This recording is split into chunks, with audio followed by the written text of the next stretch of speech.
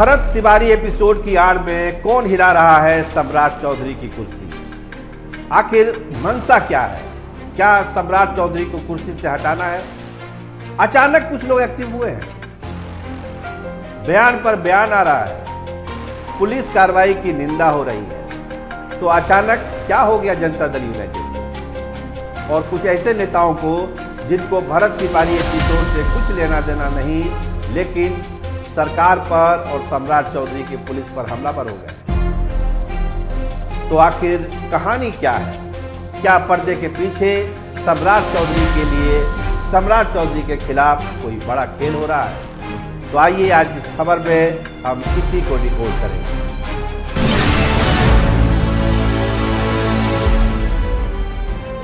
आप देखना शुरू कर चुके हैं स्टार टीवी बिहार।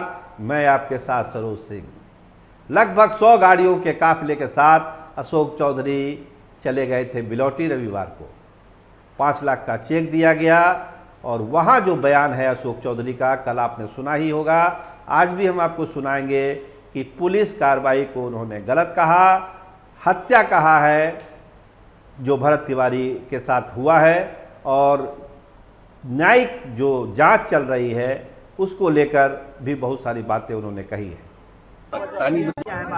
जब पुलिस मार ही दिया तो उसको नकली बंदूक को फायर तो नहीं किया, उस बंदूक से फायर तो हुआ नहीं।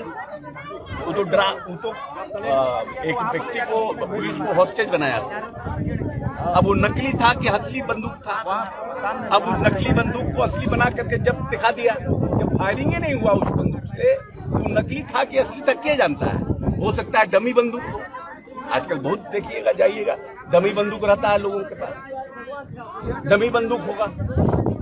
लेकिन आपके उनकी माता जी कह रही हैं कि 1450 करोड़ का जो यहाँ विस्थापितों के लिए बनाने का जो व्यवस्था था, उसका एसडीएम ने बगलिंग किया हुआ था, जिसके पास इसका था। जब जब एसडीएम के यहाँ जाता था, आज वही जो काम के लिए वो जाता था, मिट्टी भरो, चापाकल लगाओ, पानी बनाओ, आज वही काम हो रहा है। तो ऐसा क्या कारण है? आखिर निशाना किस पर साधा जा रहा है? तो अशोक चौधरी कोई अकेले मंत्री नहीं है।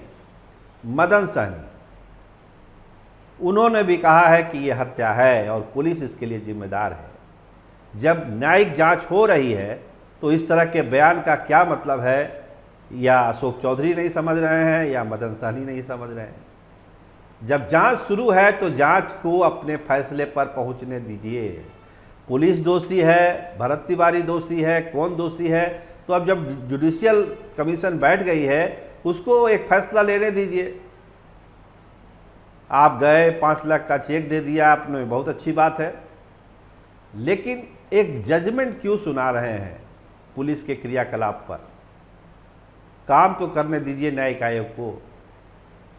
इतने दिन के बाद जगह है जेडीयू के मंत्री लोग, अशोक चौधरी, मदन सहनी, बहुत सारे नेता हैं, बयान पर बयान आ रहा है। और एक और बड़े नेता चिराग पासवान, वो भी पहुंचे थे।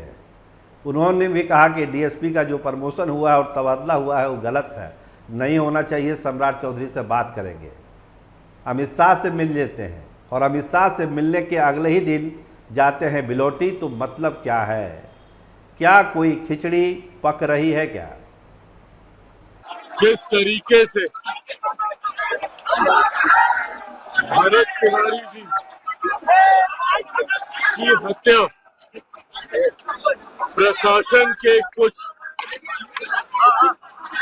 अधिकारियों के द्वारा की गई,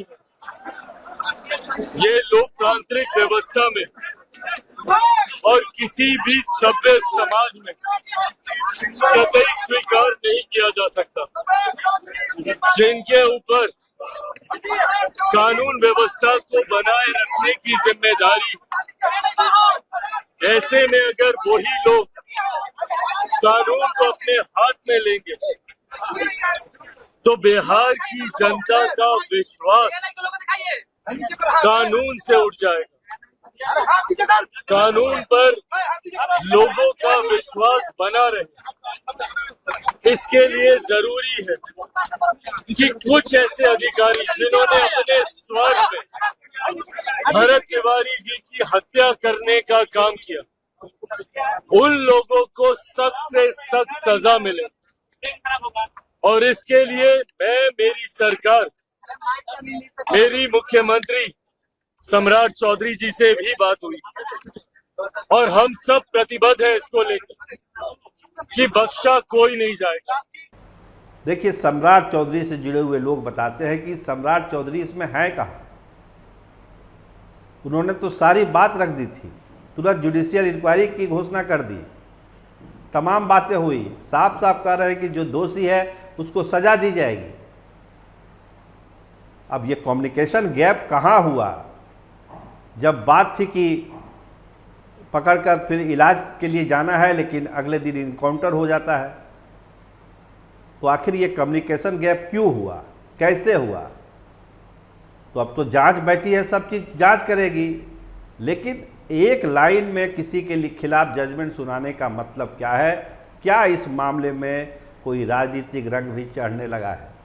क्योंकि जिस तरह से एक्टिव हुए हैं जेडीयू के लोग, क्या सम्राट चौधरी को बैकफुट पर लाना है या कोई दबाव बनाना है सम्राट चौधरी पर कि आपको हमारे तरीके से ही चलना है, कोई अलग तरीका आप मत अपनाइए?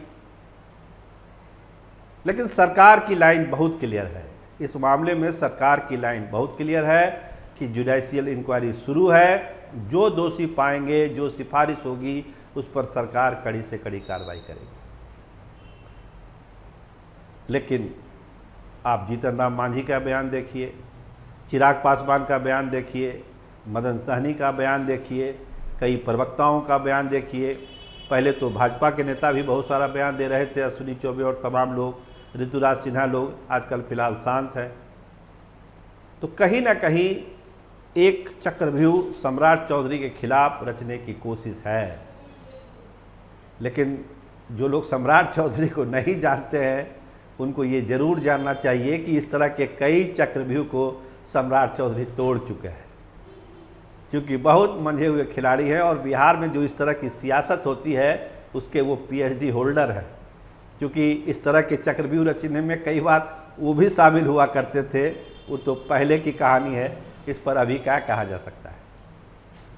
तो इन सारे जो सहमात का खेल है, सम्राट चौधरी इसको जानते हैं। लेकिन जो कोशिश शुरू हो गई है सम्राट चौधरी को डिसलॉज करने की, भरत तिवारी की आड़ में भरत तिवारी प्रकरण को लेकर, वो ये जतलाता है कि कहीं न कहीं कुछ लोगों को सम्राट चौधरी से दिक्कत जरूर है।